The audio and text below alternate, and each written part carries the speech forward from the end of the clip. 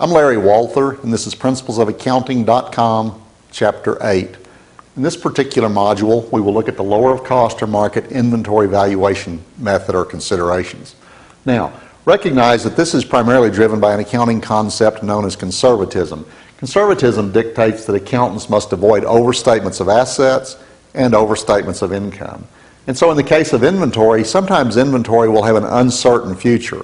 It may be obsolete, it's been held a long time, maybe new competing products are coming along making the held inventory not as desirable. Any number of problems can contribute to an uncertain outcome or an uncertain future for inventory. And accountants are very careful in that case to make sure that the value attributed to the inventory is not overstated on the balance sheet. This gives rise to lower of cost or market considerations that hold that if inventory is carried on the accounting records at greater than its market value, then a write-down is necessitated. That would entail a debit to a loss account of some type, a loss for decline in market value, and a credit to the corresponding inventory account. Lower of cost or market means that we're going to report the inventory at its lower of cost or market. In this case, market is not selling price, however. Market is taken to mean the replacement cost, the cost to reproduce the inventory or reacquire the inventory. In any event, however, market should not exceed a ceiling amount. A ceiling amount is also known as the net realizable value. That is the selling price minus any costs that would be expected to complete and dispose of the item. The ceiling amount is required because some items may be very expensive to replace, but nevertheless may not be recoverable through a sale transaction. For example, if you were to look at, if you had an inventory of old, big CRT, cathode ray type computer screens or monitors or televisions, and you had those in inventory, they might be very expensive to replace. If you went out to buy those today, you would have a hard time finding them or to remanufacture them. A very high replacement cost. Nevertheless, there's no market for such items. You couldn't begin to sell the items for what they might have cost a few years back. And so in that case, we have to put a practical limit or lid on what we're willing to say the inventory is worth in terms of its market value. That's the ceiling amount. Alternatively, the market also has a floor amount. We don't want to report the inventory at less than the floor, which starts at the ceiling, the net realizable value, and subtracts a normal profit margin. This is a bit more obscure or abstract to think about. If you think about the meaning of, if you think about sales price minus cost gives you profit, then you can also think about sales price minus profit gives you cost in an abstract context.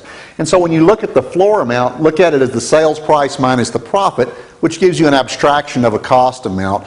And the accounting rules dictate that you would not want to determine the market value to be less than that abstracted cost valuation. So we really then have three market numbers to consider: a replacement cost, a ceiling, and a floor.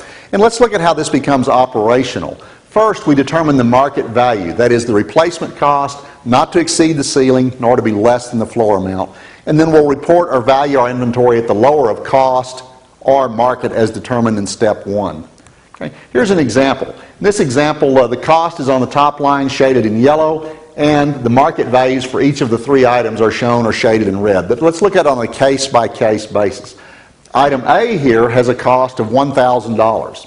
It's got three different market numbers. Replacement cost of $1,200, net realizable value or ceiling is determined to be $1,400, and the floor amount, we're assuming a $300 margin, profit margin of this item, so the floor amount, the $1,400 minus the $300, is $1,100. And so step 1 will be to determine the market value amount.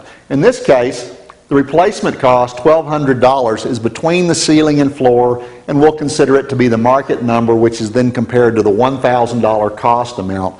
The lower of cost or market gives rise to the value to report at $1,000. Let's look at another example here. Item C has a cost of $3,000. We have three different market numbers to consider. The replacement cost has been determined to be $3,000. The ceiling amount, that is the net realizable value, is $2,800, and then the floor amount is $2,200. So if we were to pick the market number here, we have the three to choose from. The middle value, the ceiling amount, $2,800, is deemed to be our market.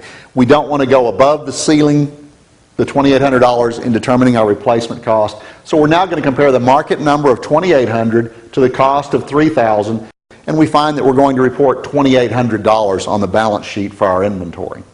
So adjustments can be made for for each item in inventory or in the aggregate. That is, we can apply the lower of cost or market considerations for every single item in inventory or for all of them. For the aggregate, the good can offset the bad. A write-down is only needed if the overall market value of inventory is in decline. So quite a bit of discretion in terms of the actual application to specific items in inventory.